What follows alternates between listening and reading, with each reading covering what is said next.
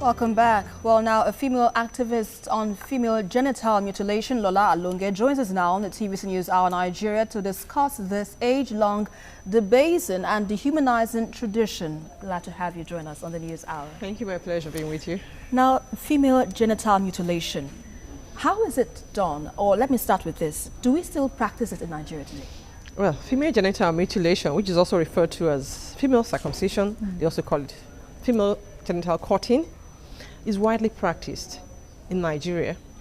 We have a global population of about 200 million who have gone through female genital mutilation. 10% of them live in Nigeria. We have 20 million people who have gone through FGM in Nigeria, and a lot of other young girls and women are at risk. For example, you said, is this still practiced in Nigeria? I'll give statistics now. For example, in Osun State, which is the highest, we have 77% of women and girls who have gone through FGM, and a lot of others are at risk. In Abonyi State, which is what follows Osun, we have 74%. And in Ekiti State, we have 72%. And as we speak, in Lagos State, we have 45%. This is the statistics by UNICEF, which was just released. Yeah. We have realized it's a cultural thing. And well, it's a culture, it's a tradition. And then some say it's religious. And for the reason, a lot of the people in the community believe in it and they have to do it. But we have realized it's beyond that. It's a way of dehumanizing the girl child. It's a way of violating the fundamental human rights of women and girls. Okay. They say, okay, we don't want our girls to be promiscuous. And we asked, what are you doing about men? Have you put anything in place for your men not to be promiscuous? Why women? The 2013 SDG target, goal 5 there, focuses on gender equality. And one of the issues there on the violation of the fundamental human rights is FGM. And the focus of the leaders who came together to say goal 5 must be achieved by 2030 is to make sure we end FGM.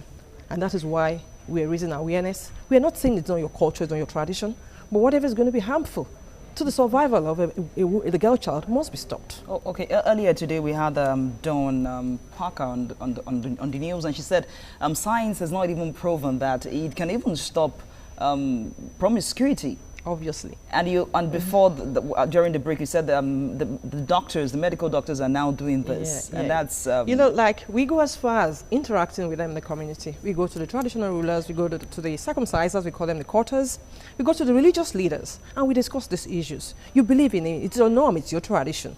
But of course, we know it has a side effect, and that's what we are telling. We're not saying you're not making sense. You could make sense in your culture and tradition, but the issue now is affecting the girl child. Psychologically, physically, it's affecting them. So there's no need to continue the practice. What are those side effects which you say that really affect the girl child? Yeah, it starts with, this is like you violating the right of a girl child who has not given consent. Most times they're forced to do it. Sometimes they say it's like a rite of passage. Maybe to like, when you're getting married, you must get it done. And we have realized, most of them, when it's done, especially in the community, they don't use sterilized objects. They could get infection. They could get, they bleed excessively. They could die in the process. Some come up with cysts. When they want to give birth, normally they have obstructed labor.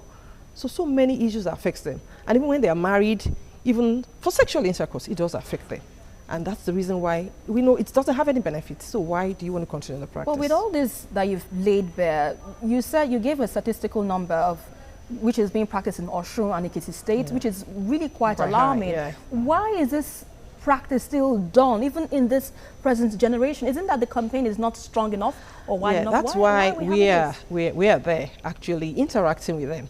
Yes, if this is your tradition, but we want you to see the negative effects, to see the implication of what you're doing, and don't subject the girl child unnecessarily to things that are not necessary. And that is why we have trying to get the policymakers.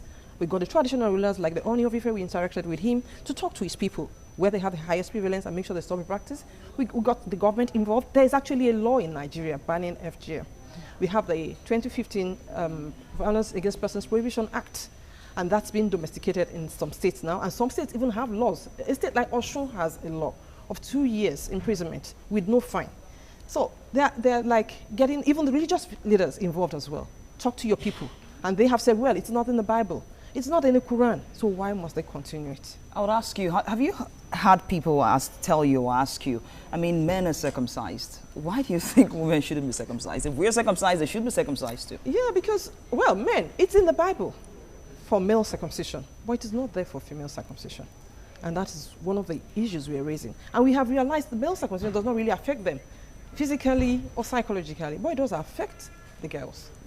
Most times, during, there are different types. There's one what they call infibulation, where they actually open up and close up and cut part of the female genitalia.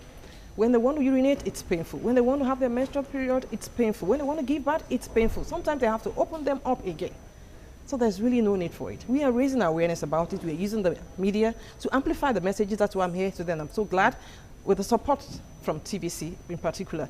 And that's why we have also decided to put up like a radio jingle and a TV commercial to emphasize and raise awareness. Like somebody said there, what do they need? Is awareness, is education. And we hope with all this, there will be a change. I think more people are beginning to talk about it publicly. Remember the popular blogger Linda Ikeji mentioned that she was mutilated, and she's speaking up against it too. Well, we just have to keep talking about it so we get a stop on this dehumanizing tradition against the female child. Thanks a lot for your contributions, Lola Alonge.